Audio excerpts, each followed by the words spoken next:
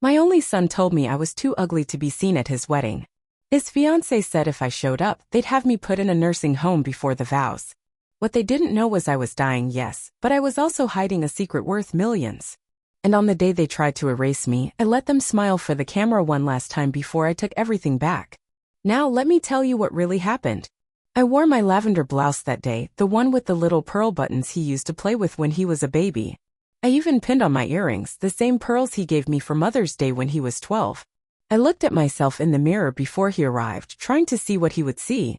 All I saw was a tired old woman in a scarf trying not to look like a ghost of herself, but I smiled anyway. I thought maybe, just maybe, this would be one of those days we'd laugh about later. Maybe I'd say something embarrassing and he'd roll his eyes and Kendra would smile politely. Maybe they'd let me help fold napkins or taste test the cake frosting. I was still his mother. I thought that meant something. He walked in without knocking. All confidence and cologne. Tobias didn't even glance at the cookies I'd set out or the tea I brewed from the loose leaves he used to beg for when he was little. He just sat down on the edge of my couch like he had somewhere better to be. I was already standing when he said it, but I still felt like I'd been knocked off my feet. I think it's better if you don't come to the wedding. He said it like it was a favor, like I'd thank him for sparing me the trouble. My hand rested on the teacup I hadn't touched. I asked him what he meant, though part of me already knew. It's a very curated event, he said, adjusting his collar. Very modern, clean aesthetic, minimalist. Kendra and I agreed. We want the guest list to reflect that. I laughed a little, confused. You don't want your mother in your wedding photos? He shifted in his seat. It's not about photos. It's about presentation. You've been sick, the scarf, the coughing.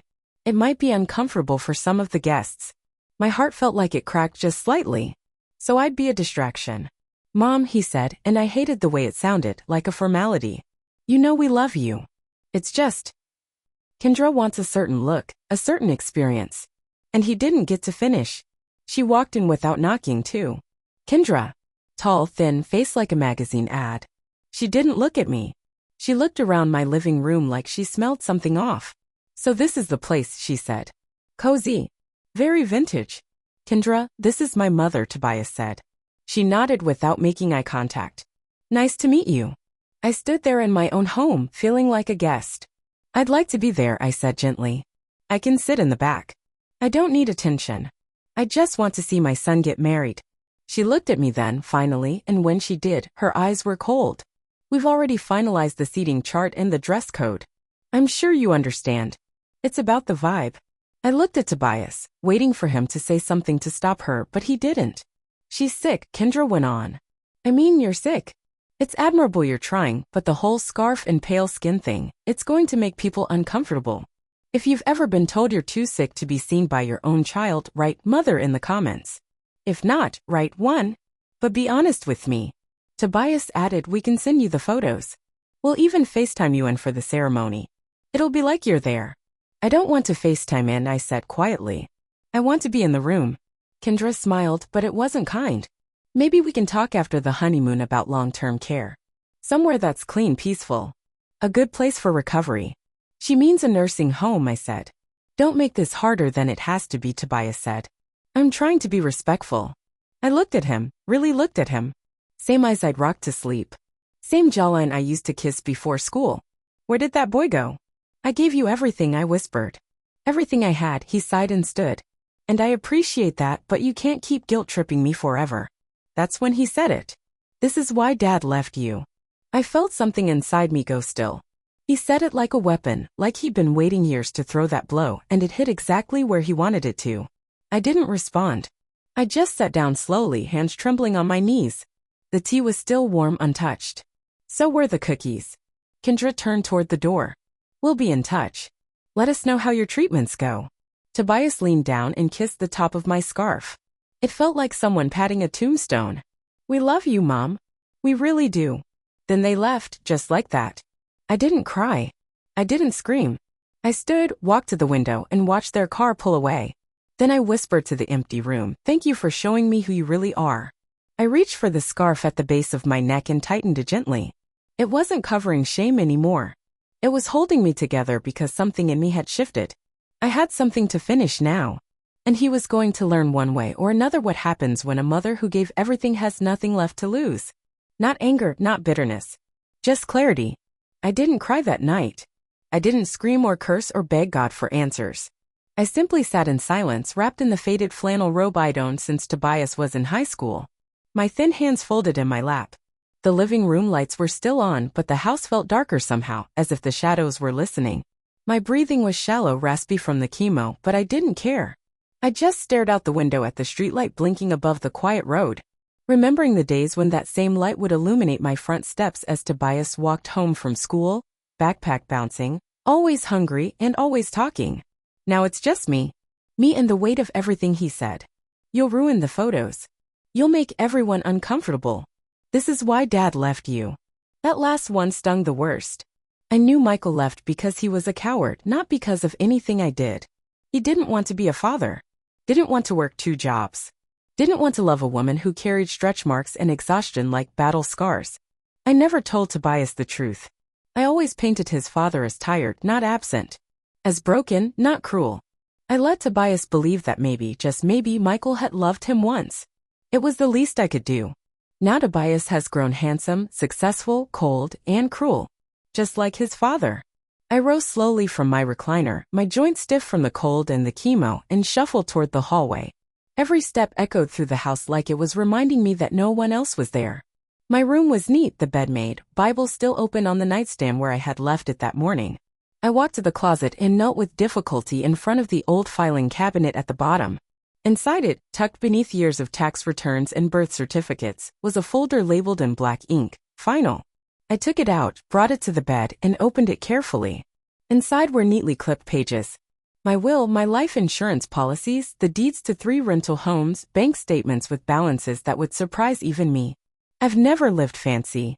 I still use coupons at the grocery store, still clip my own toenails, still wear church shoes from 1997. But I've got money. I built a quiet fortune penny by penny over the years. I remember the first property I bought, a rundown duplex across town. The neighbor, an elderly widow, passed away, and the family didn't want the burden. I had just received a small inheritance from my aunt and used it to place a bid. I rented it out, fixed it up bit by bit, and suddenly there was extra money every month. So I bought another, then a third, then a stake in the local beauty salon when my church friend Sheila needed help starting up. No one knew, not even Tobias. I was going to surprise him. That had been the plan. I imagined the day after my funeral, quiet and respectful, and then Monique would hand Tobias the letter. Inside it would say, "You always thought I had nothing, but I saved this for you. I wanted you to know that I believed in your future. That day will never come now." I picked up the will, stared at the signature at the bottom. Lorraine Elizabeth Massey. Right above it, Tobias's name. My only child, my only beneficiary. I reached over to my nightstand, opened the drawer, and pulled out my letter opener. A beautiful gold one Tobias had given me when he was still in college. It had my initials engraved in tiny cursive at the base. I used it to tear the will in half, then in quarters, then in eighths. I felt lighter after, like the air had returned to the room. Drop a heart if you've ever had to make a choice between dignity and family. I want to know I'm not alone in this. The next morning I called Monique Chambers, my oldest friend from church and my lawyer. We've known each other since we were 19, back when we sang in the choir together and believed our lives would be simpler than they turned out to be. Monique answered on the second ring. "Lorraine," she said, voice still thick with sleep. "You okay?" "No," I said, "but I will be. Can you come by this afternoon? I need to rewrite my will." There was a pause. Then Monique said, "Is this about Tobias?" "He came by yesterday." I figured. I saw the wedding announcement. No mention of me. He asked me not to come. Said I'd ruin the aesthetic. Monique didn't respond. "And Kendra," I added, my voice hardening. "She told me I was a liability, that I should be sent to a home." Tobias just stood there. Silence again. "Bring the new documents," I said. "I already know who I want to leave it to." "Are you sure about this?" "I'm dying, Monique. But not today. Today, I'm just taking back what's mine." Monique exhaled. "I'll bring everything." I hung up and walked to the kitchen. I made myself a pot of tea, buttered a slice of toast, and sat at the table with a yellow legal pad. I wrote a new letter, not to Tobias, but to the new beneficiary, the Rose House Foundation, a women's shelter in South Carolina that cares for elderly women abandoned by their families. I volunteered there in my younger years, helped paint the walls, serve food, even sat and read the Bible with some of the residents when they were too tired to read on their own. They're me now. Women no one visits. Women no one remembers. Women people want to put away so they won't ruin the view. I finished my toast and began drafting my final instructions. The house would go to the foundation. The rental homes would be sold and proceeds donated. The salon would remain open under Sheila's name. The bank accounts would be transferred within 30 days of my passing. No funeral, no obituary with a photo, just a final letter printed and signed to Tobias Massey. I raised you better than this. I loved you more than life and you threw me away for a woman who never even looked me in the eye. So now you get nothing. I won't bury my money beside someone who buried me while I was still alive. Goodbye. I set the pen down and looked out the window again. The streetlight was off now. The morning sun pushing past the clouds. A new day, a new will, a new ending. This time I would be the one writing it. Monique Chambers arrived that afternoon carrying a black briefcase and 2 folders. She didn't knock. She knew better. I hated being treated like a client. We've been friends since we were both young women in press choir robes, sneaking snacks during Easter rehearsal. We held each other's secrets, cried at each other's funerals, and aged together like oak and stone. Solid, weathered, and unshakable. When I opened the door, wearing my scarf like a crown and moving slower than usual, Monique said nothing. She just stepped inside and placed the briefcase on the dining table. I brewed tea, I said. But it's cold now. Doesn't matter, she replied. We've got work to do.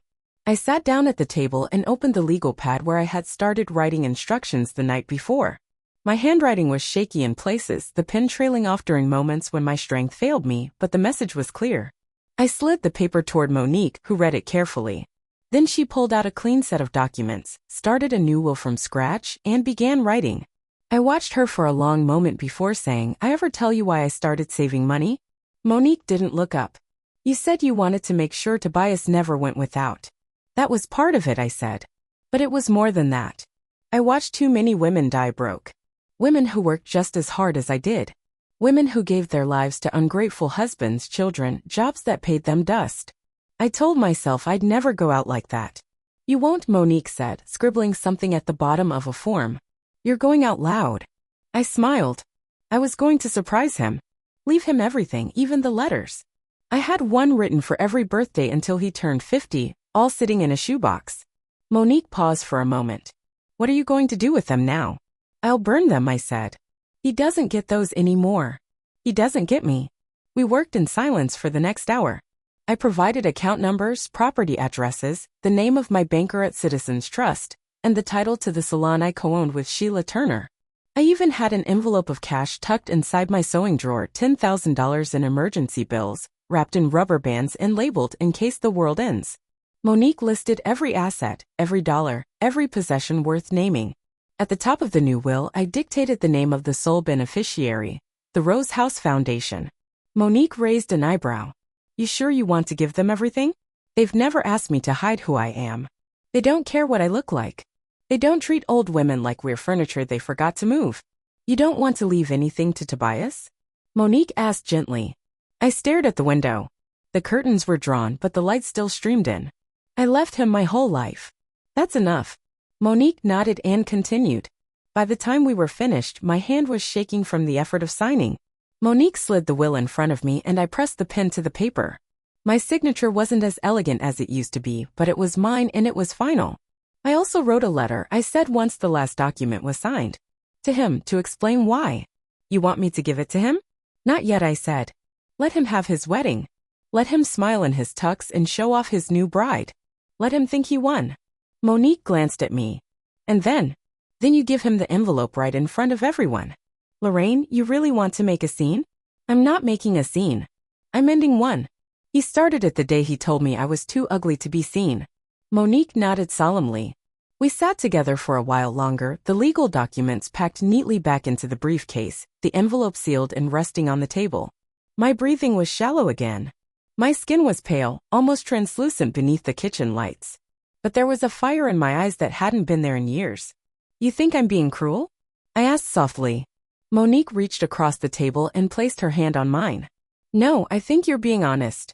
And I think he's lucky you didn't do worse. I chuckled. Don't tempt me. We both laughed. A sound that felt like old times, like Sunday potlucks and choir robes, like joy that still had a place in my lungs. But underneath it, there was something heavier, something permanent.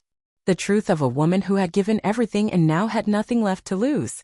As Monique stood to leave, I handed her the manila envelope with Tobias's name on it.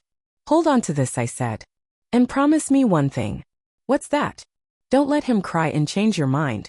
"You hand it to him exactly when I said." Monique nodded. "I promise." I walked her to the door, slower now, one hand on the wall for balance. I watched her drive off, then locked the door behind her. The house was quiet again. Too quiet.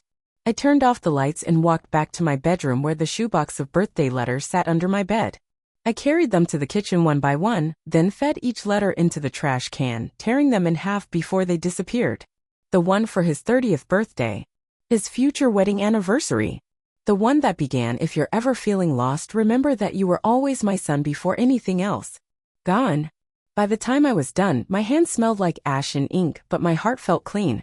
I walked to the sink, washed my hands slowly, and looked at my reflection in the window. The scarf was still wrapped around my head. My skin was tired. My bones were visible beneath my robe, but my eyes, those were alive. "I'm not done yet," I told myself. "And when I'm done, the whole world will know my name." Would you let this happen to your own mama? Let me know in the comments. I need to hear from people who understand what loyalty means. The invitation came in a thick cream-colored envelope with gold lettering and embossed trim. I found it in my mailbox 4 days before the wedding, tucked between a coupon catalog and a letter from my oncologist. I knew immediately it wasn't from Tobias. The return address was someone else entirely, cousin Renee from Colombia, the kind of relative who always found a way to be at every family function with a plate of something sweet and a whisper full of gossip. I stood on my porch and opened the envelope with care, my fingers trembling slightly from the meds. Inside was a folded card with cursive calligraphy and a glossy photo of Tobias and Kendra on the cover. They were standing beneath a white archway, her in a long fitted gown, him in a tux with his arm draped casually around her waist. Their smiles were wide and perfect. I studied the photo for a long moment, as if searching for a crack in their expression. I found none. I opened the card. The ceremony had been moved to a vineyard on the outskirts of Charleston. Outdoors, surrounded by white roses and curated elegance. Beneath the address in smaller font was a note: "We'd love for you to join us and celebrate this special day. Quietly, of course. Please sit in the designated family section and respect the couple's wishes. With love, Renee." I chuckled quietly. Of course. I imagined Tobias agreeing to send that invite as a gesture. A bone tossed toward guilt. Or maybe it was all Kendra's idea to make herself seem gracious without ever having to apologize. Regardless, the message was clear. I was allowed to attend as long as I stayed invisible. I folded the card carefully and placed it on my kitchen counter. I didn't need to think long. I would go. Not for them. For myself. On the morning of the wedding, I rose before dawn. The house was quiet. The sun hadn't yet crept over the horizon. I bathed slowly, methodically, my hands lingering over my skin like I was memorizing what remained of my strength. I dressed in a soft gray suit, the one I wore to church on Easter Sundays, and wrapped my head in a deep blue scarf lined with silver stitching. I pinned on the brooch my mother had given me at graduation. A small silver dove worn but still shining. My reflection in the mirror made me pause. My body looked smaller, more fragile than I remembered, but my eyes were still firm, still me. And today I had work to do. Monique arrived right on time, dressed in a navy pantsuit and low heels. She brought the manila envelope in her briefcase, sealed and marked with Tobias's name. I handed her a small black purse containing a few tissues, a bottle of water, and a second envelope. "That one's for Kendra," I said. "Give it to her after." Monique looked at me. "Are you sure you're up for this?" I nodded. "I want to see it just once. I want to see how far he thinks he's come." We rode in silence, the car humming softly as the vineyard approached in the distance. The property was stunning. Rows of green vines stretching into the hills, guests in pastel and champagne-colored dresses milling about beneath white tents and string lights. A small quartet played soft jazz near the front entrance. I sat in the car for a moment, taking it all in. "He spared no expense," Monique muttered. "Not with my money," I whispered back. We stepped out together, Monique helping me keep my balance as we walked to the designated seating. A few guests glanced our way. Polite nods exchanged, but no one recognized me. No one knew the woman in the scarf and soft gray suit was the reason this wedding could even exist. I sat in the third row quiet, just as requested. From my seat, I could see the altar, the guests, and the small platform where the couple would take their vows. I took a sip from my water bottle and waited. The ceremony began a few minutes later. Tobias walked down the aisle looking sharp, polished, and proud. Kendra followed, stunning in a fitted gown that sparkled in the sunlight. The crowd sighed in admiration. I didn't. My eyes stayed fixed on Tobias. He didn't look my way. The officiant began the service, offering words about unity, about trust, about honoring the people who helped raise you. I watched Tobias closely. He shifted once at the mention of parents, but he didn't look back. The vows were long. Kendra cried during hers. Tobias smiled, charmed, charismatic as ever. They exchanged rings, kissed gently, and turned to the audience as husband and wife. Applause erupted. Cameras flashed. People rose to their feet. I remained seated. Monique leaned over. Now. Not yet, I whispered. The couple made their way down the aisle, hand in hand, posing for pictures, laughing with friends. Kendra kissed Tobias's cheek, and he pulled her in with a flourish. I sat still, my hands resting on my lap, my breath slow and shallow. The reception tent opened. Guests began walking toward it. I turned to Monique and gave a single nod. Monique stood, removed the envelope from her bag, and walked directly toward the couple as they posed in front of the floral arch. Kendra saw her coming and frowned, confused. Tobias turned, his smile faltering when he recognized her. Congratulations, Monique said evenly. This is for you from your mother. She handed the envelope to Tobias, then turned and handed the second one to Kendra. Before either could speak, Monique walked away, returning to my side. Done, she said quietly. I stood slowly, gripping the handle of my cane. From across the field, Tobias opened the envelope. His expression changed almost immediately. Confusion, then disbelief, then panic. He flipped through the pages inside. The new will, the letter, the proof of donation. He looked up. Our eyes met across the vineyard. I didn't wave. I didn't smile. I turned and walked back toward the car. Let him smile for the camera. Let him have this one day. Because everything after it would belong to me. Like this video if you think actions have consequences. Subscribe if you believe mothers deserve respect. And share this with someone who needs to remember that silence doesn't mean weakness. Tobias stood frozen, the manila envelope trembling in his hands. Around him, guests continued clapping, laughing, toasting. A photographer adjusted his lens for another round of shots. But Tobias didn't move. His face had gone pale beneath his warm brown skin. The veins in his temple pulsed. His lips were slightly parted as if the words on the page had punched the air from his lungs. Kendra looked over his shoulder, impatient. What is it? Why is she here again? What is this? She snatched the second envelope Monique had given her and tore it open. Inside was a single handwritten note penned in my own script on ivory stationery. It read, Kendra, I won't make this about insults. I won't relive the moment you looked me in the eye and threatened to put me away like yesterday's trash. But I will tell you this. If you're marrying Tobias for what you think you're getting, I suggest you find a new dress and a new life. He has nothing now. He earned it. Lorraine Massey. Kendra's jaw dropped. What the hell does that mean? Tobias didn't answer. He flipped through the legal documents Monique had enclosed. Pages of neatly formatted text signed and stamped. The will was clear. Every asset I owned, my properties, my accounts, my shares in the beauty salon, had been left to the Rose House Foundation. Nothing for him. Not a dime, no trust fund, no home, not even the pearls he gave me as a child. The final page was a personal letter. Tobias, you were born from love. You were raised with sacrifice. I scrubbed hospital floors so you could have a future. I wore shoes until the soles peeled off. I said no to things I needed so you could say yes to everything you wanted. And when I got sick, I still wanted to leave you everything. Even though you hadn't called in weeks, even though you never once went with me to treatment, I still wanted you to have the fruits of my labor. Then you opened your mouth and told me I was too ugly to be seen at your wedding.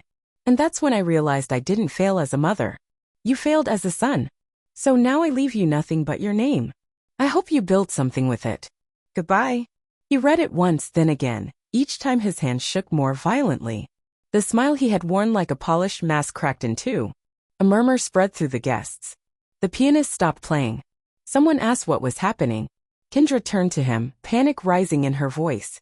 Is this real? Tell me this isn't real. Tobias, this is a joke, right? He looked at her, his face ashen.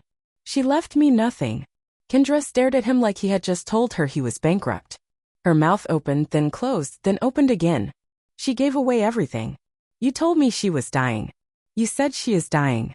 Exactly, he snapped. So what were you waiting for? A hug? You let her take everything because you couldn't fake respect for 3 hours. He didn't answer. Kendra's eyes darted across the venue. People were watching now. Too many of them. Phones were out. Whispers were turning into pointed fingers. She took a step back from him. I'm not marrying a broke man who can't even control his own mother. The words hit harder than any slap. Tobias tried to grab her hand. Kendra, please. This doesn't change us. We can still. She yanked her hand away. You embarrass me. You let her humiliate me. I didn't know she was sitting right there. You let her come to the wedding. Kendra snapped, pointing toward the third row. The guests fell into full silence. The reception tent went still. Tobias turned slowly toward the spot where I had been seated. I was gone. All that remained was a folded scarf on the chair. Blue with silver threading, gently placed, deliberately left. Kendra turned on her heel and stormed off, bouquet forgotten on the grass. Her bridesmaids scurried after her, heels clicking, whispers trailing like smoke. Tobias stood alone in front of the floral arch where they had just said their vows. The photographer quietly lowered his camera. One of the guests, a distant cousin who had known me from way back, stepped forward and placed a hand on Tobias's shoulder. Son, the man said softly, that woman walked through hell to raise you. You should have let her sit in the front row. Tobias couldn't speak. He just stood there, the envelope in one hand, his wedding unraveling in the other. Monique stood in the distance, watching. I had already driven home, sat by my window sipping tea. I didn't need to see it to know it happened. I didn't need to hear it to feel it. I had waited for this moment. Then it came. Quiet, precise, clean. I looked out at the streetlight turning on across the road and whispered to myself, this is for every mother who was told she wasn't enough. And this time, the tears that slipped down my cheek weren't from sadness. They were from peace. Let me know where you're listening from. I want to know who's still out there hearing women like me. The funny thing about beating cancer is that nobody ever expects you to win quietly. They expect the triumphant speech, the survivor photo, the glossy smile with the doctor in the hallway. But when I got the call from my oncologist, when she told me the treatment had worked, that the scans were clear, I didn't cry. I didn't even smile. I just looked out the window, folded the news inside me like a note only I needed to read, and said, good. Because I had already made peace with dying. But now I had something better. Peace while living.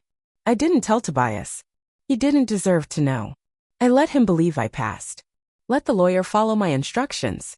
Let the obituary run. Let the silence do the work. The world mourned me, but I was very much alive. I left Charleston 2 days after the wedding. Quietly. No goodbyes, no suitcase full of regrets.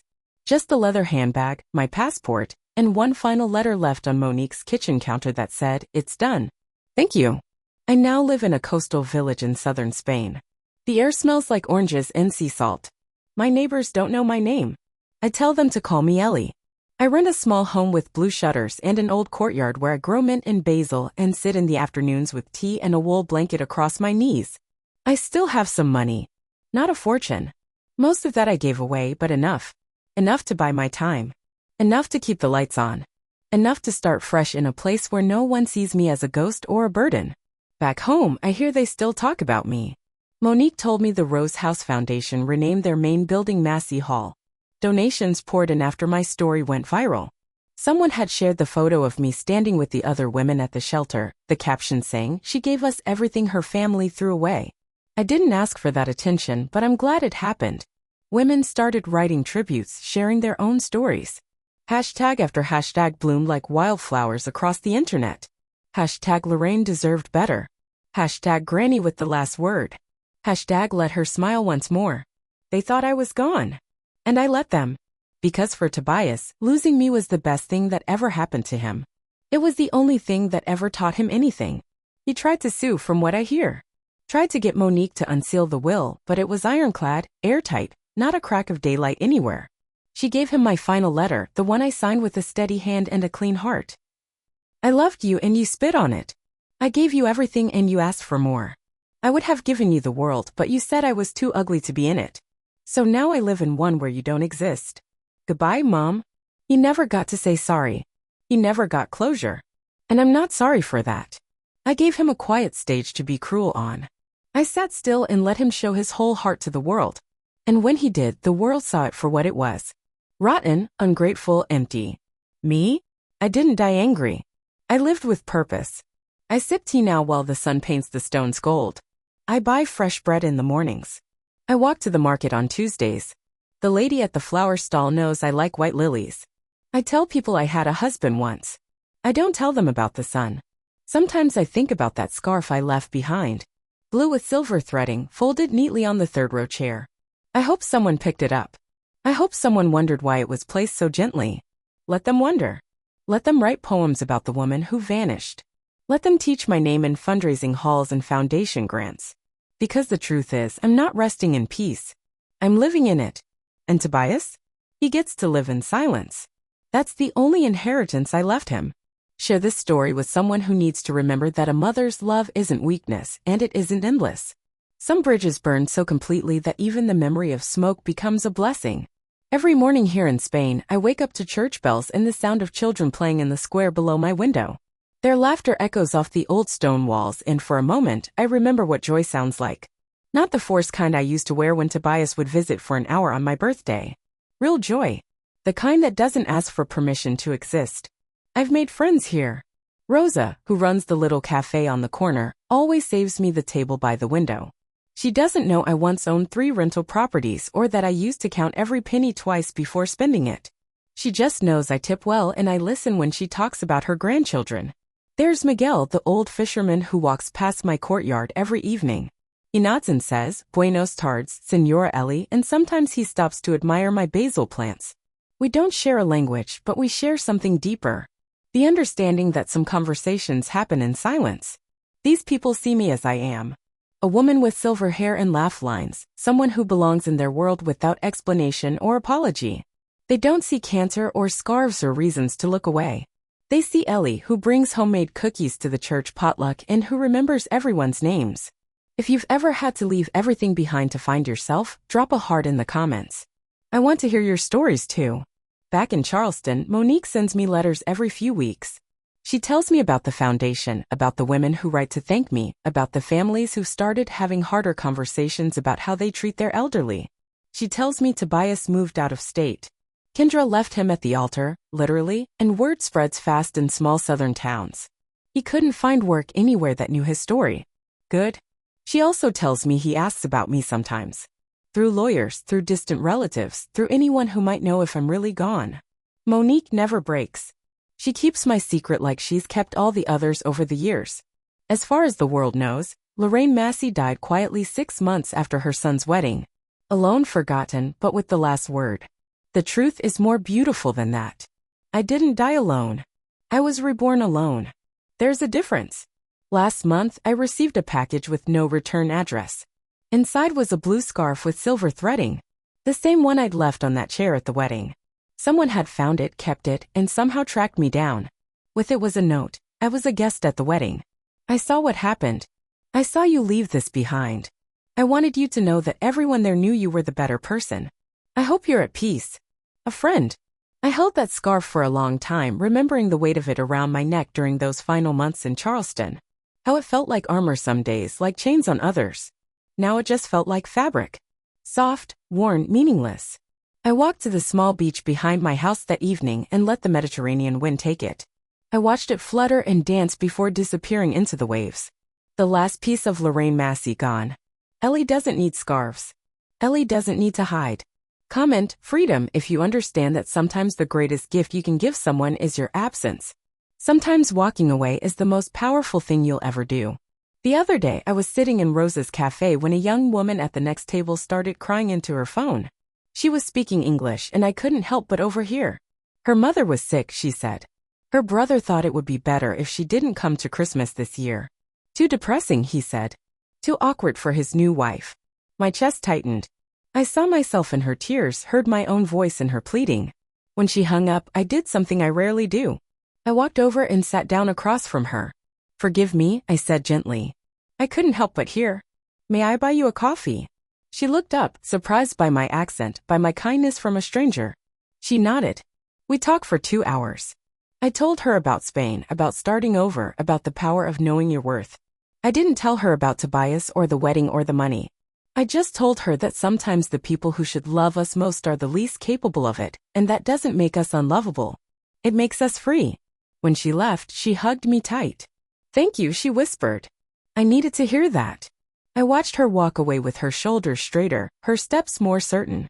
That's when I realized why I survived. Not just the cancer, not just the betrayal, but all of it. I survived so I could be the voice I needed when I had none. There are women like me everywhere. Mothers who gave everything and got cruelty in return. Wives who were thrown away when they were no longer convenient. Daughters who were never quite enough for parents who demanded perfection. We're not victims. We're warriors who learned that the fiercest battle is knowing when to stop fighting for people who don't deserve us. Like and subscribe if you believe every woman deserves to know her worth. Share this story with someone who needs to hear that their value isn't determined by how others treat them. The funny thing about peace is that it doesn't announce itself with fanfare. It arrives quietly like morning light through lace curtains. You wake up one day and realize you haven't thought about the people who hurt you in weeks. You haven't checked their social media. You haven't wondered if they miss you. You've just been living, and that living has been enough. That's where I am now. Enough. I'm enough for the Spanish sun that warms my face every morning. I'm enough for the books I read in my courtyard, for the soup I make when it rains, for the prayers I whisper in a language that feels like home. I'm enough for the life I built from the ashes of the one I left behind. Tobias is someone else's problem now. Or maybe he's his own problem. Either way, he's not mine. Sometimes I wonder if he ever thinks about the birthday letters I wrote him. The ones I burned the night after Monique rewrote my will. Probably not. He was always better at taking than remembering. But I remember writing them. I remember the hope in my handwriting, the love that poured out despite everything. I remember believing that someday, somehow he would need those words. That they would remind him of who he used to be before the world made him cruel. I was wrong about that. But I wasn't wrong about love. I just gave it to the wrong person for too long. Now I give it to myself. To the woman who survived cancer twice, once in her body, once in her spirit. To the woman who had the courage to walk away from people who couldn't see her worth. To the woman who chose peace over people, dignity over desperation. Write Ellie in the comments if you believe some endings are really beginnings. Write Lorraine if you think I should have tried harder to fix things with my son. But remember, I'm living proof that sometimes the bravest thing you can do is stop trying to earn love from people who've already decided you're not worth it. The sun is setting over the Mediterranean as I finish telling you this story. The church bells are ringing 7 o'clock and Rosa will be closing the cafe soon. Miguel will walk past my courtyard with his evening catch, and I'll wave from my window like I always do. This is my life now. Small, quiet, mine. I am not the woman who begged her son to let her attend his wedding. I am not the woman who wore scarves to hide her shame. I am not the woman who counted pennies while saving millions for someone who couldn't count her worth. I am Ellie. I live by the sea. I grow herbs and read books and drink tea while the world turns around me. I am loved by people who chose to love me, not because they have to, but because they want to. And when I die, really die, not the death I staged for dramatic effect, I will die knowing I lived my last chapter exactly as I chose. With dignity, with peace, with the quiet satisfaction of a woman who knew when to fold her cards and walk away from a rigged game. That's the secret they don't want you to know. You don't have to keep playing games where you can't win. You don't have to keep loving people who can't love you back. You don't have to shrink yourself to fit into spaces that were never meant for you. You can leave. You can disappear. You can become someone new in a place where nobody knows your old story. You can choose yourself. And if that makes you selfish, if that makes you cruel, if that makes you the villain in someone else's story, so be it. Let them write their version. You'll be too busy living your truth to read it. Subscribe to Granny's Truths if stories like mine matter to you. Share this video with someone who needs permission to put themselves first. And remember, it's never too late to rewrite your ending. The woman I used to be is buried in Charleston, South Carolina. But the woman I became lives by the Spanish Sea, and she's never been more alive. Buenas noches, mis queridos. Until next time.